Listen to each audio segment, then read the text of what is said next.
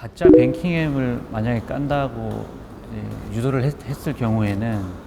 이제 그 뱅킹 앱에 접속하도록 해서 개인정보나 금융거래 정보를 입력을 유도하는 방식, 그런 식으로 개인정보를 탈취하는 경우가 있고, 아니면 그 원격 조정 앱을 통해서 그 핸드폰에 저장되어 있는 각종 정보를 이제 탈취해가는 방식, 그 다음에 그 전화 가로채기 앱을 설치하도록 해서 정부기관이나 금융회사에 그 피해자가 확인 전화를 했을 때 그 전화를 사기범이 탈취해서 사기인 것을 인지하지 못하도록 하는 그런 방식을 통해서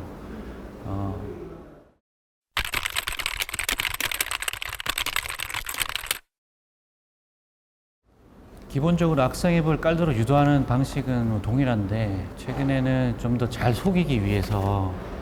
그 현재 이슈되는 사건들을 소재로 하는 경우가 많습니다. 예를 들면은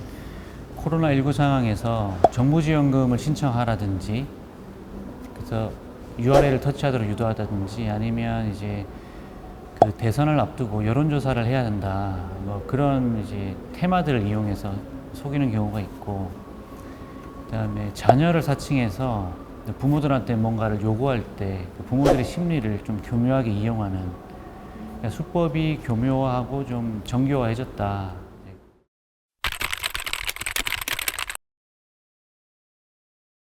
예를 들어 고객이 하나의 계좌를 갖고 있는데 이제 그 계좌를 관리하는 은행에서 오픈뱅킹 서비스를 이제 신청한다는 것은 기존의 다른 계좌들, 다른 은행 계좌들을 그 오픈뱅킹 서비스에 등록을 시키면 그 서비스를 통해서 다른 은행에 별도 접속하지 않더라도 그 계좌의 자금을 이체할 수 있고 거래할 수 있는 그런 시스템을, 그런 서비스를 얘기합니다.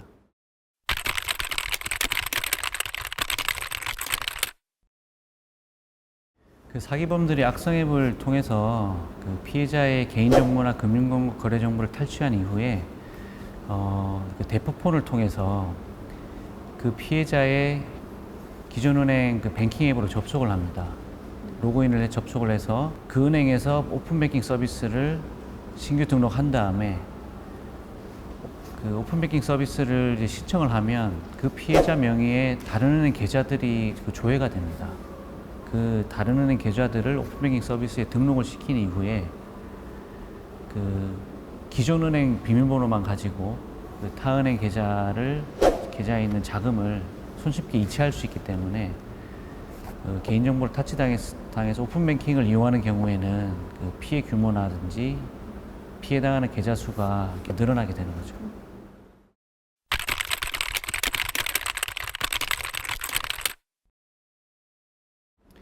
자체 뱅킹 앱에서 어떤 보안 프로그램을 보안 솔루션을 탑재해서 피해자의 그 휴대폰이 악성 앱에 이제 악성 코드에 감염되어 있다든지 원격 조정 앱이 실행되는 경우에는 뱅킹 앱 자체가 이제 실행되지 않거나 또는 실행은 되지만 이체를 이제 하지 못하도록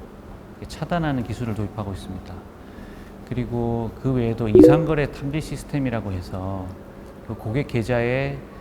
그 어떤 특이한 이상거래, 기존에 없었던 거래라든지, 아니면 접속된 IP가 해외 IP로 접속돼서 로그인이 됐다든지, 아니면 특이한 거래가 발생했을 때 이를 탐지해서 실시간 모니터링을 거치고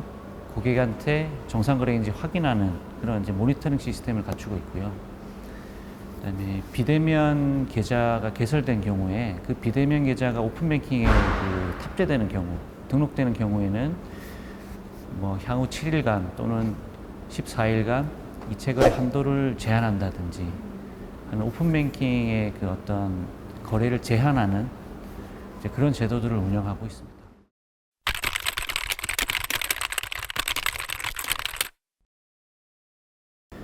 피해자가 피해 사실을 좀 빨리 인지해서 그 해당 은행에 지급정지 요청을 빨리 했을 경우에는 어느 정도 피해 환급이 가능하고요. 그 지급정지 신청이 좀 늦어져서 그 자금이 이제 2차, 3차 계좌로 빠져나갔다거나, 아니면 그 자금이 어떤 가상화폐 구입 자금으로 쓰여서 가상화폐로 전환이 됐다거나 하는 경우에는 사실상 피해 환급이 어려운 경우가 대부분입니다.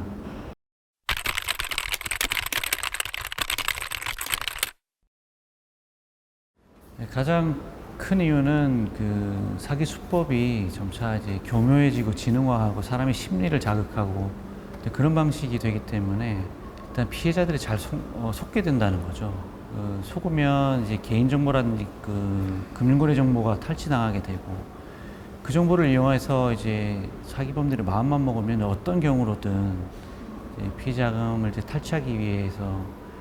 노력하게 되고 그리고 이제 금융회사에서 금융권에서 많은 노력들을 이제 사기 피해 예방을 위한 많은 노력들을 하지만 그렇다고 그 사기 피해를 막기 위해서 그 금융 편익을 굉장히 저해할 수 있는 이제 그런 장치들을 도입하기는 또 좀 어렵기 때문에 그 빈틈을 허점을 잘 노려서 사기범들이 그 돈을 다 탈취해가는 이제 그런 상황이라고 이해하시면 되겠습니다.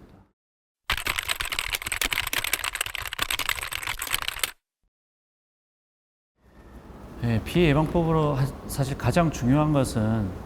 나도 피해를 당할 수 있다라는 경각심을 가지는 것이 가장 중요하고요. 구체적인 예방법으로는 첫째로는 본인의 개인정보나 금융거래 정보는 본인이 스스로 관리해야 된다는 겁니다.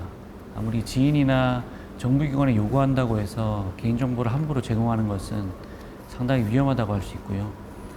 두 번째로 가족이나 지인을 사칭해서 자금 이체를 요구한다든지 뭔가 개인정보를 요구했을 때는 그 반드시 유선 전환을 통해서 상대방을 직접 확인하는 그런 습관이 중요합니다.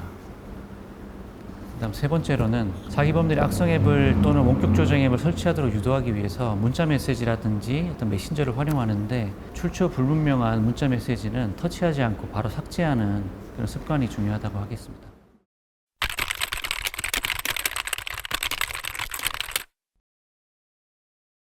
사기에 속아서 이체를 했다거나 아니면 핸드폰 정보를 탈취당해서 이체당했다는 사실을 인지했을 경우에는 그 즉시 본인의 금융회사나 이체받은 금융회사에 직접 연락을 하셔서 지급정지를 빠르게 요청하시는 게 가장 중요하다고 생각합니다. 그리고 그 이후에 필요 서류를 구비하셔서 피해구제 신청을 접수하시면 저희 금융감독원에서 피해 환급 절차를 통해서 그 최대한 피해 환급이 이루어질 수 있도록 저희가 도움을 드리고 있습니다. 개인정보가 노출되었을 경우에는 금융감독원에서 운영하는 금융소비자 정보포털 파인에서 개인정보 노출자 등록 시스템을 활용하시기를 권해드립니다. 개인정보가 노출되었을 경우에는 본인 명의로 계좌가 개설된다든지 그 대출이 실행된다든지 하는 2차 피해들이 있기 때문에 이를 막기 위해서 개인정보가 노출되었다라는 등록 시스템을 이제 활용하시면 실시간 전 금융권에 그 정보가 공유되고 계좌 개설이라든지 그 대출 요청이 있을 경우에 본인 확인 절차를 까다롭게 수행하고 있습니다.